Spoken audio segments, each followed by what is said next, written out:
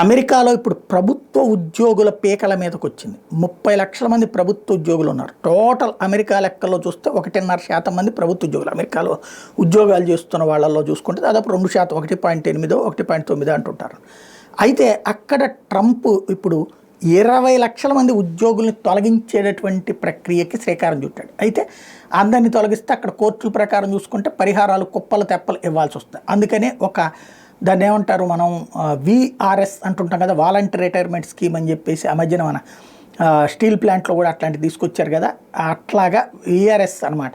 8 నెలల జీతం ఇస్తాం అంటే ఒక ప్యాకేజ్ అమౌంట్ అనమాట. 8 నెలల జీతం ఇస్తాం అన్నటువంటి సరికొత్తదైనటువంటి ప్యాకేజీని ప్రకటించాడు. అయితే అట్లా కాకుండా ఉండేటటువంటి వాళ్ళకి ఇక కొన్ని రకాలైన ఆంక్షలు, టైమ్లీ రావాలా, ప్లస్ ఇళ్ల దగ్గర నుంచి పనిచేస్తున్నారు, వర్క్ ఫ్రమ్ హోమ్, వాళ్ళందరూ ఆఫీస్కి వచ్చేయాలి, లేకపోతే ఉద్యోగాలు తీసేస్తాం. ఇక వేటాడే కార్యక్రమం జరగబోతోంది.